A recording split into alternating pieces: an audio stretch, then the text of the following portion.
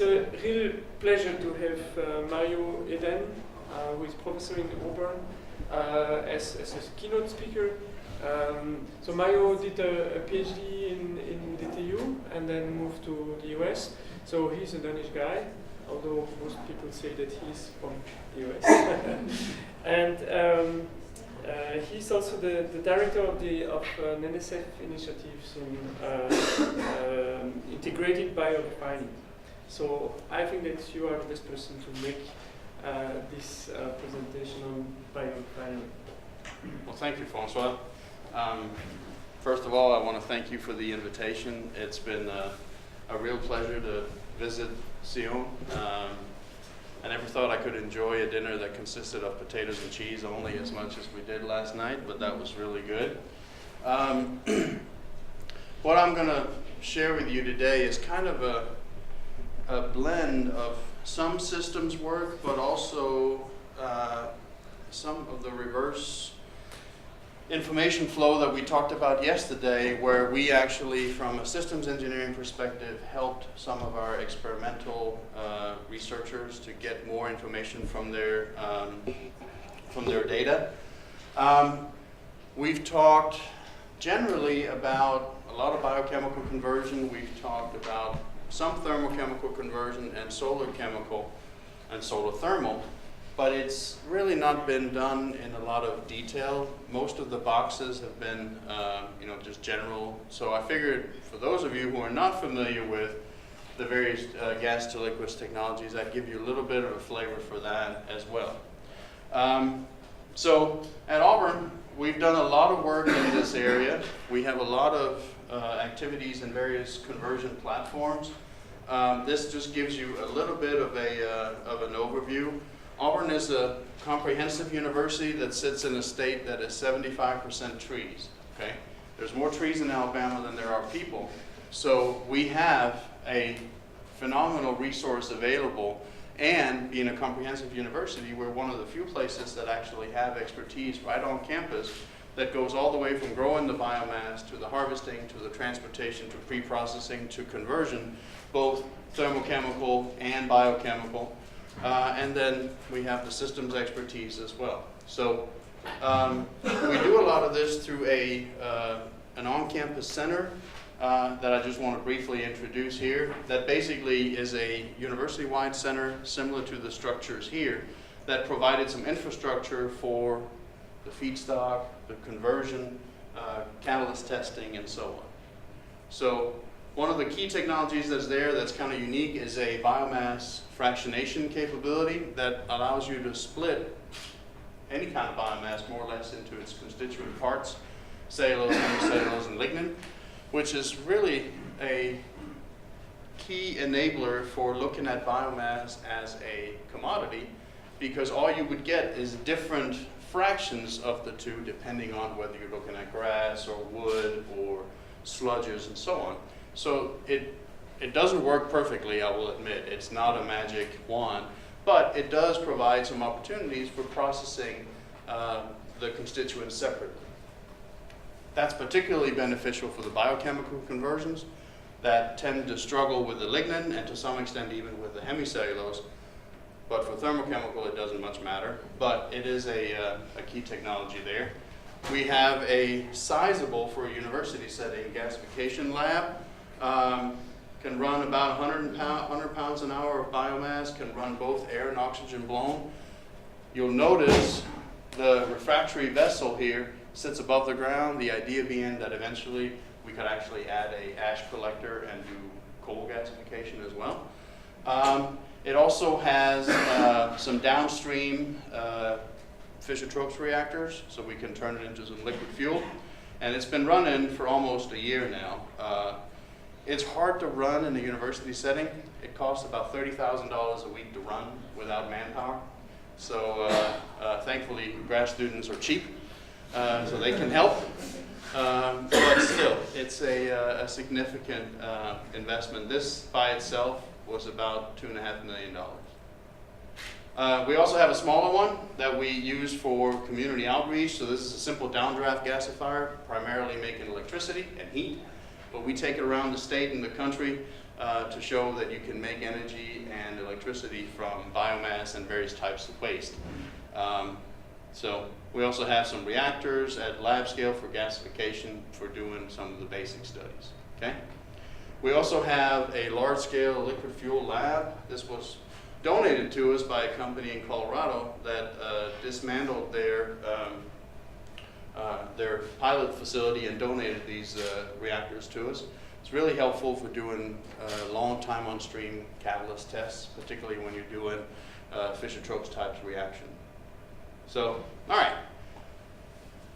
We've talked about converting materials of many sorts to fuels and chemicals. So I want to give you a little overview of the XTL technologies, okay? X being anything being converted to liquids, okay? Natural gas, coal, biomass. Natural gas, usually what you would reform to make syngas, and then you can do a lot of chemicals from that. Biomass and coal, very similar in nature in terms of gasification. There's a difference in the type of syngas you get, but it's a known technology, and then you can do a variety of different chemistries afterwards. So for those of you who don't know, often it's used in our community, FT is just used as a word that means you can make liquid fuels, but it's actually a very, very complicated chemical set of reactions. So it's a surface polymerization reaction of hydrogen and CO that dissociatively absorb onto the metal surface and then recombine to grow longer chain hydrocarbons. Okay? You also have CO2, water, and some oxygenates. You have primarily three choices of catalyst: cobalt, iron, and ruthenium, although ruthenium being a noble metal is too expensive for doing this. One of my favorite parts of this slide is this picture here. So this is Dr. Fischer working on this 100 years ago, standing with a lit cigarette next to a hydrogen tank.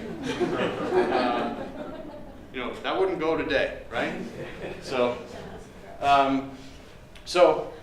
one of the key challenges with FT is that, as Francois mentioned during our meeting this morning, it is an extremely exothermic reaction.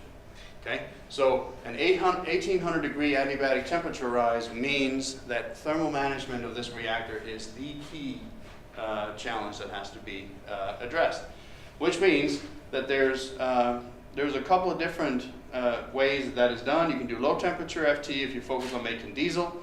You have two different types of catalysts available: cobalt and precipitated iron, two different reactor setups. You can do high temperature FT if you're trying to do gasoline and olefins. That is really only a fused iron catalyst, and you do fluidized bed type reactors. Okay? So I'm not going to go through all of this in detail. I just want to show you that the main reaction that we always see for Fischer-Tropsch, which is CO plus hydrogen makes dash CH2 dash and some water. Well, that is a very, very simplistic view of a very complex set of reactions. You have the paraffinitic production here, the olefinitic, you have ongoing water gas shift, you have carbides, oxygenates, a whole bunch of different things that all have to be accounted for. And no one actually ever has done a comprehensive, detailed model of a FT reactor, deterministic anyway. So the different catalysts have their pros and cons, like everything. If you do cobalt, it's expensive. It has the benefit in some conditions that you're not doing any in the reactor water gas shift. However, it has some other challenges. It needs a higher hydrogen to CO ratio. It's very stable, which is good, but it's not very flexible. Iron is cheap, but it does do water gas shifts, so that means you are going to catalyze the syngas into CO2 instead of into fuels. But it also is more flexible when it comes to the hydrogen requirements. The different types of reactors have different setups, different benefits. You can do circulating bed. Basically, they're all focused on managing the heat. That's all what it comes down to. The original RG reactor is a simple fixed bed, 2,050 tubes, and you basically run the catalyst inside the tube. You pass the gas over it. So, fixed bed, this is for gas phase FT.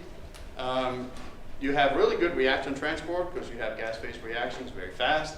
Simple design, but because the products you're making are waxes and liquids, you have a hard time getting those extracted from the catalyst pores, and because your main heat transfer media is a gas, you have very poor heat dissipation. So it means that it's hard to scale up, and you run the risk of thermal runaway because of hot spots in the reactor. The other option, which is what Sasol has done for many years, is the slurry bed. So you mix the metal catalyst into the wax, and you recircle that all day. You get good thermal uniformity, you have very good thermal management throughout the bed.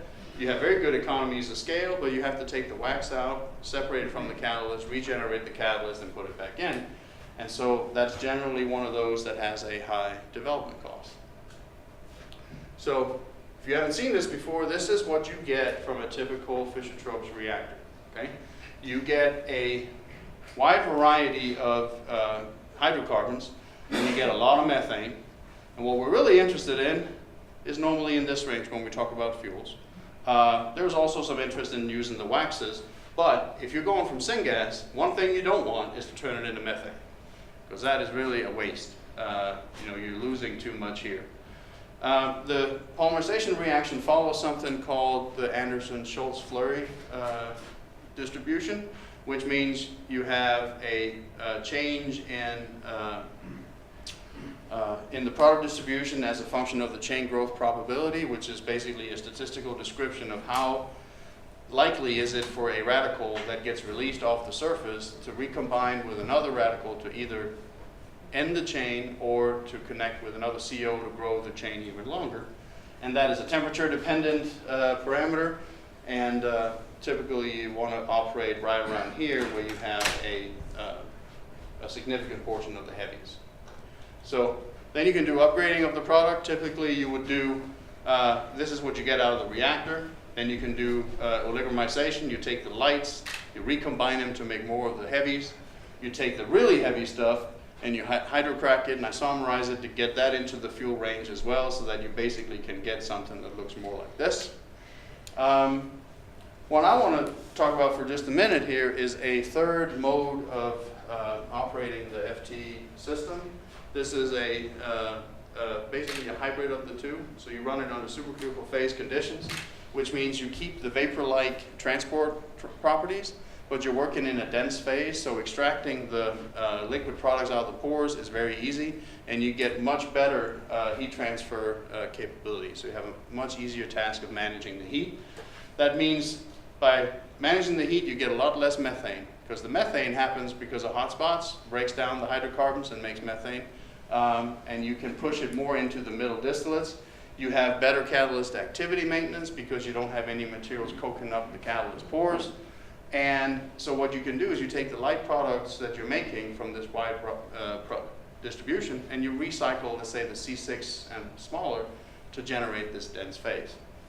So here's the typical product distribution for gas phase FT. So you make about 50% light hydrocarbons, about 25% gasoline, 25% diesel, and some wax.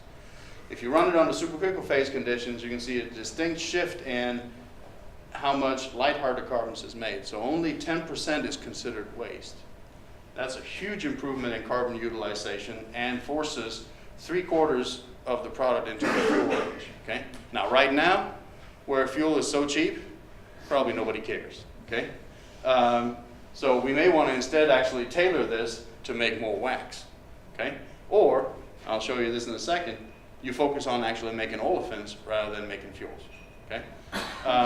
But as we talked about yesterday, we have to remember that this is not a technology limited process, right? South Africa did this for 70 years. They were not competing with $20 a barrel petroleum. For them, it was we do FT diesel or we walk, right? It's a different set of constraints because they could not buy the open petroleum. You know, I don't necessarily agree with the reason why they couldn't buy it, but that's not a technology limited question. So one thing that's unique about the supercritical phase operation is that you actually make a lot of oxygenates. So you make methyl ketones and aldehydes that are actually the primary products. Okay? So they are the ones that get hydrogenated to make olefins and paraffins. And that is not observed under gas phase operation. So one thing that we do a lot of, I'm not going to go through this in detail, is a lot of novel catalysts. These are palladium nanoparticles that can be used for the FT product upgrading. The key thing being they're very, very evenly dispersed in terms of size. Here's the reactor setup in my collaborator Chris Roberts' lab, where we do both the FT and the upgrading. And I'll show you just some data. You know, for systems people, this is kind of scary, but this is actually useful when you're trying to build models to actually have real data and not just an assumption of a conversion or something. So this is the gas phase FT after with upgrading. So you see the gas phase, you start out with a very light mixture in general, and then you shift it by doing upgrading into more the fuel range. If you look at the conversion and selectivity, one of the key things between gas phase and supercritical phase is the difference in the CO conversion. So supercritical phase, you get a much higher CO conversion. You also have a much lower CO2 selectivity, and even more importantly, a significantly suppressed methane selectivity. So your ability to take your feedstock through gasification to syngas and to fuels, the selectivity, the carbon utilization is much higher under these conditions. So here's a comparison between the liquid products of gas phase and supercritical phase. You'll see as it comes out of the reactor already, it's much more shifted towards the fuel range. Then you do the upgrading. The key thing on the supercritical phase is the change in chemical makeup. So the aldehydes and olefins are changed to branch paraffins and cycloparaffins to get something that is more fuel-like. So once we had all this, you know, all they do, you got to remember, when my buddy makes this, it's a tube that's about this big, and about this big in diameter. There's maybe half a gram of catalyst in there, right? So that is, you know, so you have a drop of liquid fuel coming out every 6-8 hours or so, right? So you're not going to really drive too far on that. But what he wants to know is, okay, how does this scale? How does it look if we look at this from a more industrial scale? And so he came to me and said, hey, can you help us with the modeling? And I'm like, sure, we can, because you have data that we can use. So we did the gas phase FT simulation first. Looks very complicated, you know, to the experimentalist, but to us this is pretty basic. This has all been very extensively published. This is Sassol's ARGI design. Like I said, it's 2,050 tubes, 5 centimeter ID, 12 meters in length. You recycle about 1/3 of the tail gas, and you have a significant heat of reaction. That's basically how that's done. It's the benchmark that everyone uses. And so we did that as the starting point. Here's the supercritical phase FT, where you actually recycle the lights. It's a lot simpler because you don't have to do the reforming of the light section to generate more syngas. So it's a lot easier and simpler process in that regard.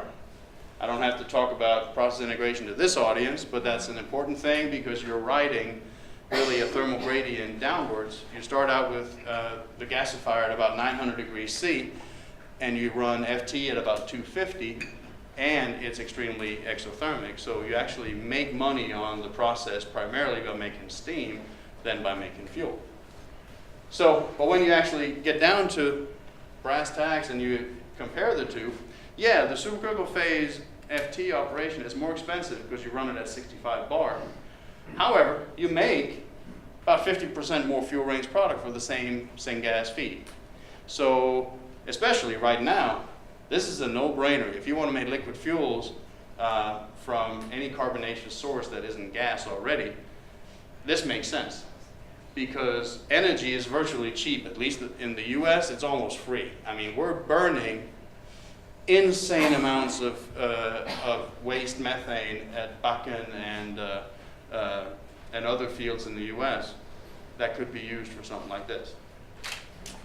Okay, now, I mentioned that in FT we generate a lot of oxygenates, but they're really not interesting for fuel purposes. But one other option that we could do is look at making higher alcohols from syngas. That's why it's called synthesis gas, because you can use it for so many different things. You can use the same setup to make methanol, ethanol, and higher alcohols. Here, the byproduct is making hydrocarbons. So we don't want them here, we want to make the alcohols. Same set of principles. You have hydrogen and CO absorbing on a metal surface. You make water and CO2, and you make longer chain hydrocarbons. Okay, running a little late. So you make a distribution of these, and what you're trying to do is minimize the amount of paraffins that you're making. If you run it under supercritical phase conditions, you see similar things as what you did with FT. You get an increase in heavier alcohols as you increase the volume of the dense phase. In this case, we used a hexane phase to generate this set of conditions. Now, the part that's really cool is this one. Okay? If you look at gas phase, hydrogen-CO ratio, typically for FT, as you see, as you approach a hydrogen-CO ratio of 2, productivity goes up. That's fine. If you look at the supercritical phase for the alcohol, it's the other way around. You actually get the highest productivity at about a 1-to-1 ratio. Now, why is that important? Because if you do biomass gasification or even coal gasification, you're much, much closer to a 1-to-1 hydrogen-CO ratio than you are a 2-to-1, which means you have to do less water gas shift, which means you produce less CO2 for the same amount of fuel. Okay, I wanted to talk a little bit of systems. I'm getting close to the end. I'm not going to go through all the details here, but I wanted to show you, this is what looks like a general flow sheet for just a couple of different options of conversions and some byproducts. Okay? So this is a combination of pyrolysis and gasification to make FT, methanol, potentially acetic acid, methyl acetate, a bunch of other things, and propylene. Okay? This is a subset of one of the huge flow sheets that you could make. This is what we normally look at, but each of these boxes is complex by itself. Okay? So if you make syngas, that's one of the options. You can do direct gasification, indirect, so on. You got to reform all the tars you make. So that's another set of boxes that have to be modeled. Then you can do FT, a couple of different options, not including the different types of catalysts and modes of operation. Then you got to do all the upgrading. This is the traditional way of doing it. You can do ZSM5 type zeolite operations on the same. That's another set of options that have additional processing steps to account for. Got to do something with the waxes. That's not a simple process either. Then if you're taking some of the syngas and making methanol from it, not particularly difficult, but it has to be accounted for. Then you can take the methanol propylene that Lurgi has patented.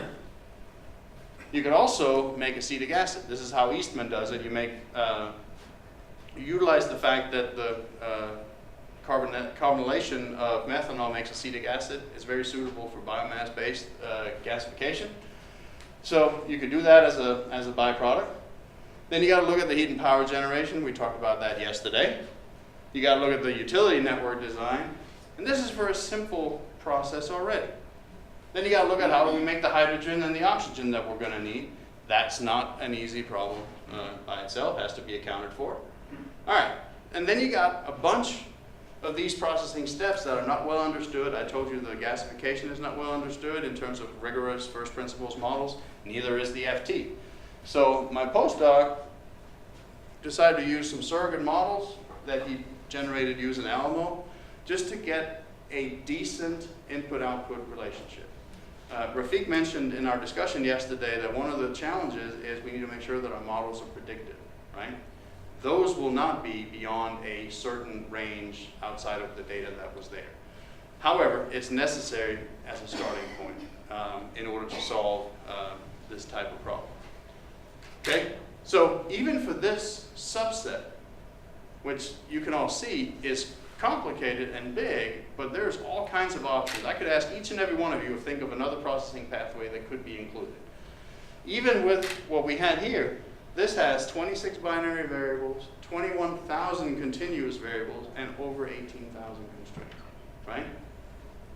Now, it's solvable, but it's really a tricky problem. It gives you an idea of the combinatorial explosion that we as a community have to deal with.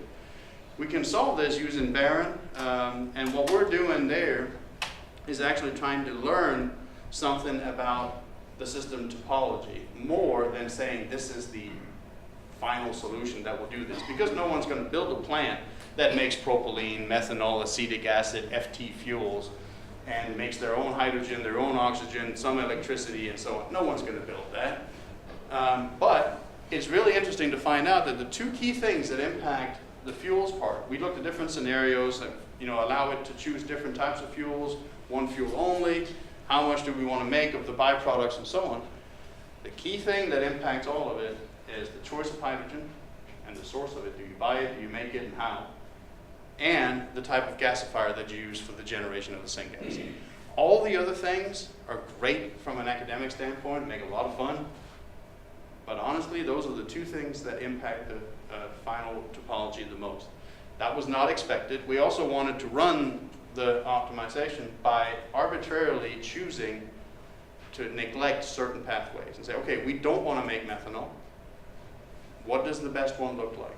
Or sometimes go the other way because of politics. We do want to make FT diesel, and we're not going to look at anything else. What does the best one look like? And that was really interesting to see. So I hope I gave you a flavor of some of the new iterations or new evolutions of existing processes like supercritical phase FT and alcohol synthesis can give us a significant increase in fuel range products, improve the carbon utilization, can also make additional byproducts, and particularly the higher alcohol synthesis is interesting when it comes to biomass derived fuels, because it actually is favored at the lower hydrogen to CO ratios. I don't have to tell this community that the modeling and optimization is really important for understanding the intricacies and interplay between these different processes, but it does enable the system level analysis that most of our experimental counterparts don't think about. They would like to know, but they don't think about it. The superstructure optimization quickly becomes large and complex if you want to make it all encompassing, but it does reveal some insights into what are at least the favorable. I like that word better than optimal, because optimal really depends on the eye of the beholder. I think we made that clear yesterday, that it's optimal within a very, very tight subset of constraints. So I need to acknowledge the folks that I work with. Chris Roberts is the Dean of Engineering at Auburn. He's the one that's doing the supercritical FT. He used to have my job before he became Dean, but he still dabbles in research. Steve Taylor is the director of the center on campus that deals with bioenergy and bioproducts. A couple of other faculty collaborators, current grad students and postdocs that actually do all the work, like Rakesh said yesterday. I'm the lucky one that gets to go and present it, but honestly, they're the ones teaching me. And I gotta acknowledge the folks that provide the money, because as cheap as the computational work is, we still gotta feed them. So with that, again, Francois, thank you very much for the invitation, and thanks for your attention. Thank you, Mario. So the floor is open to questions. Thank you for the presentation. It was very interesting and I think quite comprehensive. In touching Fischer-Tropsch. Having reviewed Fischer-Tropsch, that it has been reviewed by many people. Do you believe that the technology as it has been developed so far is finished, is polished, or there is a large room for improvements and innovation? I think it was hinted in the last slides of your presentation that there is indeed a lot of room to get further, especially as you can integrate Fischer-Tropsch with other alternatives that you have around. That would change the process integration opportunities as well, the synthesis opportunities, you know, and also the fact that you have a new breed of feedstocks that they can. It's really a yes and no response, Antonis. The key thing of what you asked is the integration with other processes. That's where there's a lot of opportunity space. As we're learning more about the intricacies and different dimensionalities of FT in different configurations, the no part to the answer is the fact that if all you want to do is make liquid fuels from hydrocarbons, that's been done for 100 years. It's super effective. It's just not cost competitive with petroleum. But you can take coal, we can take biomass, we can take anything and run it in an FT reactor and make liquid fuels. We know how to do that. That part has been solved.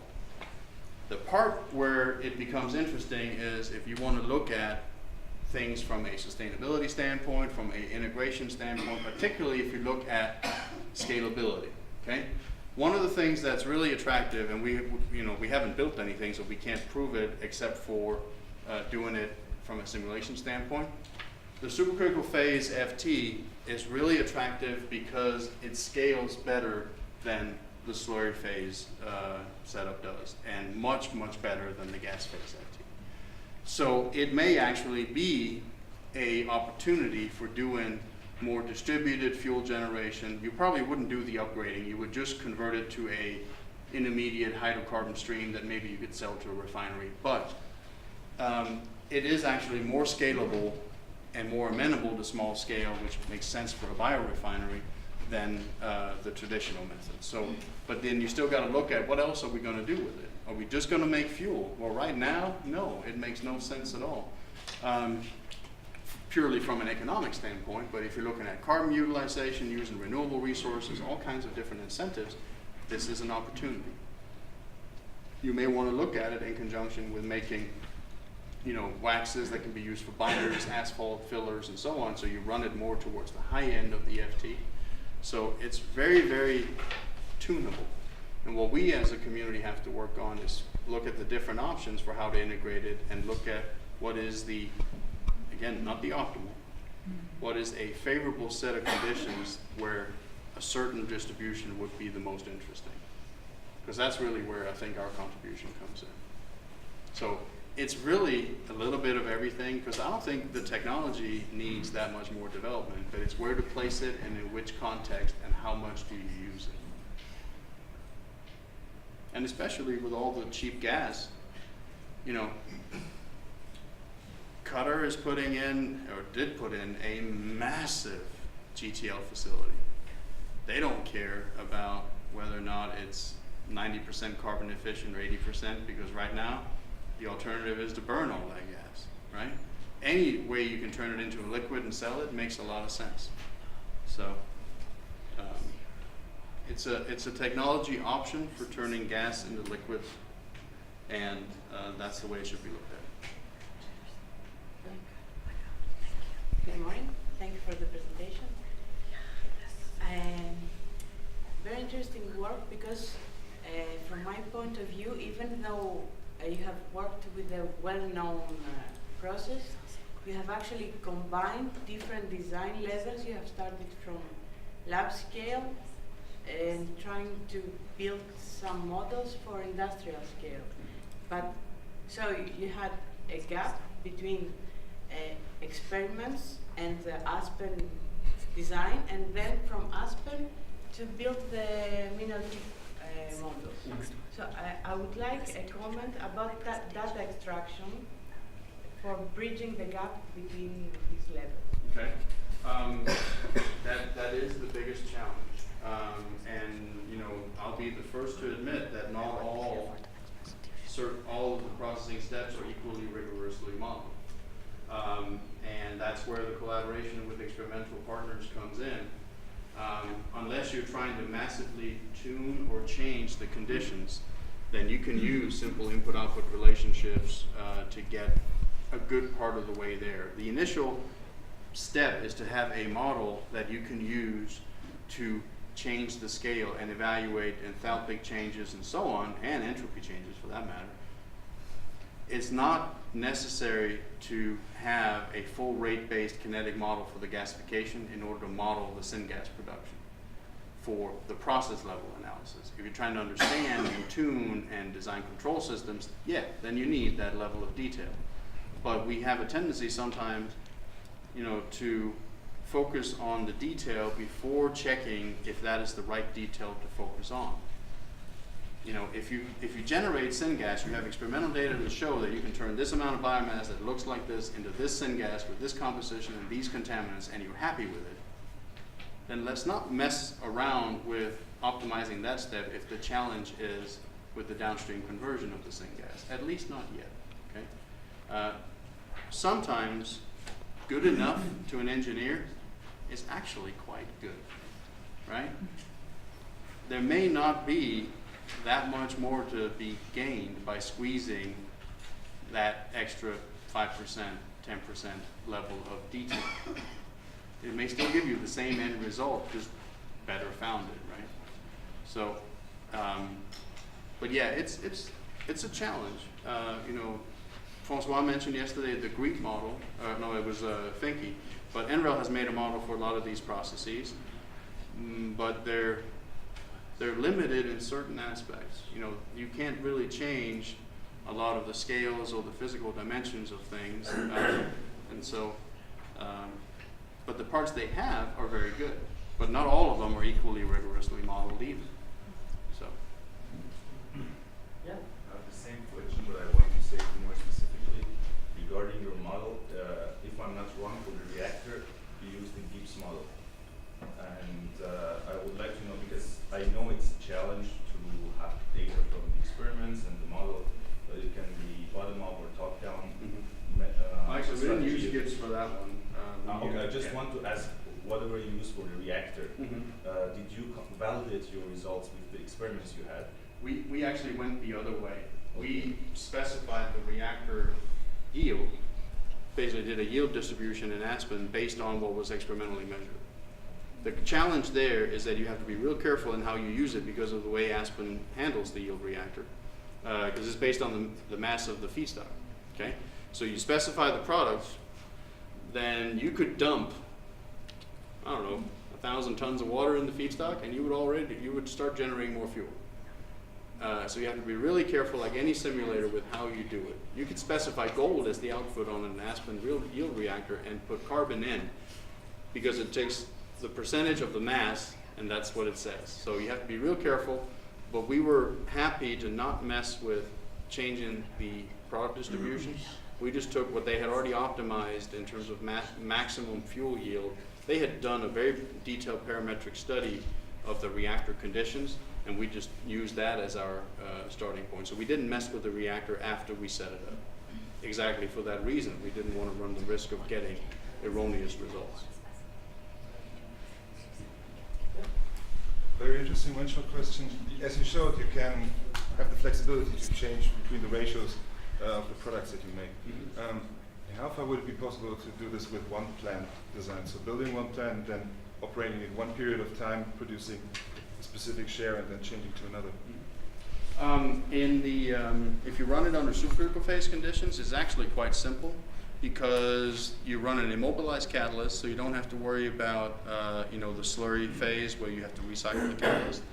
And what you're doing is you're changing the dense media ratio to syngas, and that allows you to tune that. The other thing that I didn't mention, the supercritical phase media is kind of a semi-buzzy word, because the temperature you're running the reactor at is exactly the same as it is for gas phase.